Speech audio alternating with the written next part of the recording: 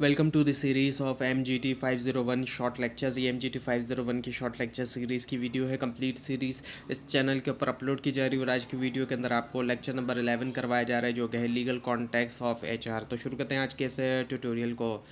सो इसके अंदर equal employment opportunity और अफर्मेटिव एक्शन आ जाता है। इक्वल एम्प्लॉयमेंट अपॉर्चुनिटी की हम बात करें, जो कि आज के दौर में हम देखते हैं काफ़ी कॉमन चीज़ जो है वो हमें दिखाई देती है। ऑन द पेपर तो दिखाई देती है, भले ही हमारे यहाँ पे प्रैक्टिकली ना भी हो, लेकिन ऑन द पेपर वो हमें दिखाई देती है। सो ये रिप्रेजेंट करता है कॉम्बिनेशन जो है लेजिस्लेटिव और जुडिशल पॉलिसीज़ का भी, और वो ऐसी पॉलिसीज़ हैं जिनको डिज़ाइन किया गया है इंश्योर करने के लिए कि फेयर और इक्वल ट्रीटमेंट दिया जाए तमाम जितने भी इंडिविजुअल्स होते हैं उनको एम्प्लॉयमेंट रिलेटेड डिसीशंस, यानी कि बराबरी हो और फेयरनेस हो, बाइसनेस किसी किस्म का ना हो। अगर किसी को रिवार्ड दिया जा रहा है तो वो परफॉर्मेंस बेस्ड हो, ना कि ये हो कि किसी बाइसनेस की बुनियाद पे दिया जाए।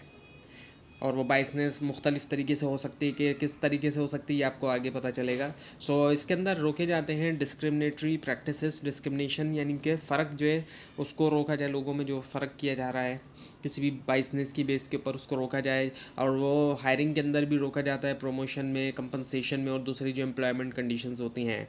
सो इक्वल एम्प्लॉयमेंट अपॉर्चुनिटी का एम ये कि क्रिएट किया जाए लेवल प्लेइंग फील्ड, जहाँ पर डिसीजन जो बेस करे मेरिट के ऊपर भी और जॉब रिलेटेड फैक्टर के ऊपर, ना कि पर्सनल कैरेक्टरिस्टिक्स किसी की, जैसे कि किसी की रेस है, जेंडर है या इवन का रिलीजन भी।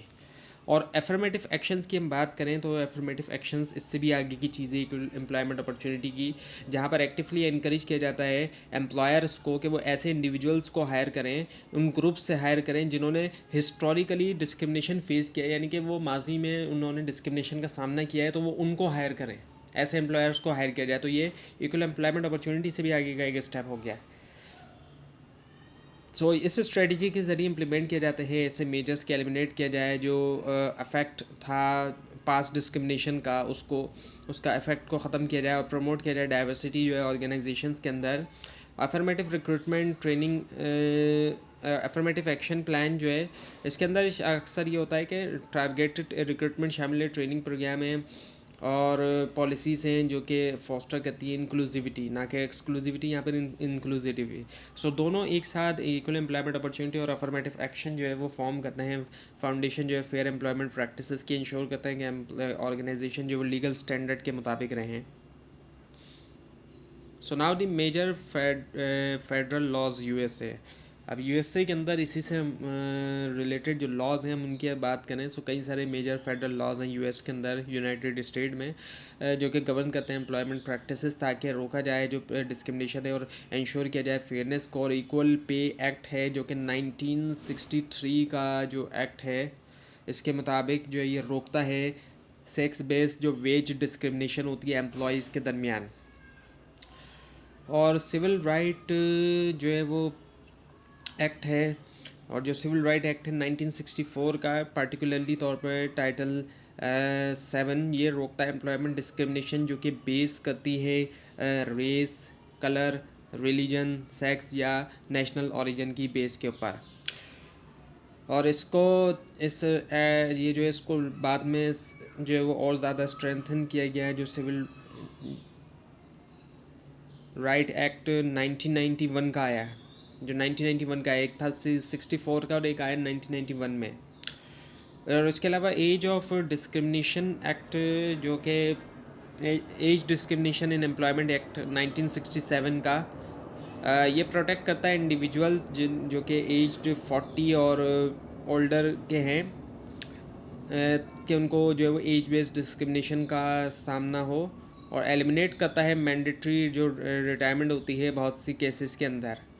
और इसके अलावा जो है वो American with disability act of 1990 का भी है, जो कि इंश्योर करता है कि ऐसे इंडिविजुअल्स जो कि डिसेबल होते हैं किसी भी तरह की, अगर उनको कोई डिसेबिलिटी है, उनको डिस्क्रिमिनेट ना किया जाए।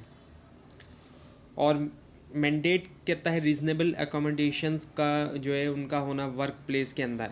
और इसके अलावा है एग्जीक्यूशन ऑर्डर्स 11246 और 11375 रिक्वायर करते हैं कंपनीज को फेडरल कॉन्ट्रैक्ट के साथ के डेवलप करें एफर्मेटिव एक्शन प्लान के, प्रमोट करें इक्वल अपॉर्चुनिटी जो माइनॉरिटी ग्रुप्स हैं उनके लिए।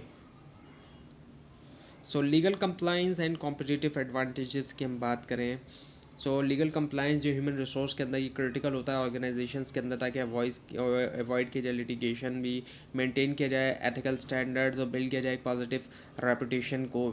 और मैनेजर्स जो है वो लाजमी तौर पे अंडरस्टैंड करें जो लीगल इश्यूज़ हैं जो कि इन्फ्लुएंस करते हैं एचआर प्रैक्टिसेस, और उसमें ये होता है कि शामिल होता है hiring decisions, compensation structures, benefit administration, conflict resolution और टर्मिनेशन प्रोसीजर्स। कंप्लाइंस की हम बात करें तो कंप्लाइंस जो होता है वो इंश्योर करता है कि ऑर्गेनाइजेशन ऑपरेट हो लॉ की बाउंड्रीज़ के अंदर। कंप्लाइंस होगी जहाँ पर तो वो लॉ की बाउंड्रीज़ के मुताबिक ऑर्गेनाइजेशन ऑपरेट करेगी, लॉ की वायलेशन नहीं करेगी, और जो कि हेल्प करता है मिनिमाइज़ करने में लाइबिलिटी और जो फाइनेंशियल रिस्क एसोसिएट होते हैं लॉ सूट्स के साथ।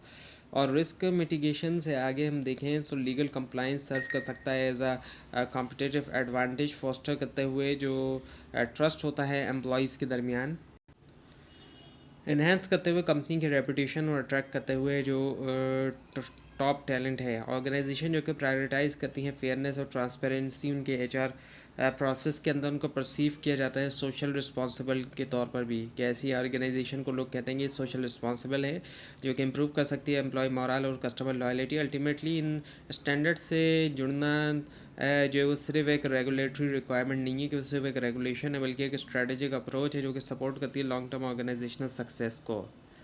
Now the employment discrimination. अब एम्प्लॉयमेंट डिस्क्रिमिनेशन की हम बात करें जब फ़र्क किया जाता है, सो एम्प्लॉयमेंट डिस्क्रिमिनेशन होती है जब डिसीजन जो होते हैं हायरिंग, प्रमोशन, कंपनसेशन या दूसरे एम्प्लॉयमेंट कंडीशंस के हवाले से वो बेस करते हैं ऐसे फैक्टर्स के ऊपर जो कि जॉब परफॉर्मेंस या क्वालिफिकेशन से हट के होते हैं। यानी कि अब किसी की क्वालिफिकेशन या जॉब परफॉर्मेंस की बेस के ऊपर ही प्रेफरेंस दी जा सकती है, बाकी चीज़ों के ऊपर प्रेफरेंस नहीं दी जाएगी, किसी की पर्सनल फैक्टर्स के ऊपर प्रेफरेंस नहीं दी जाएगी, वो फिर डिस्क्रिमिनेशन में आएगी।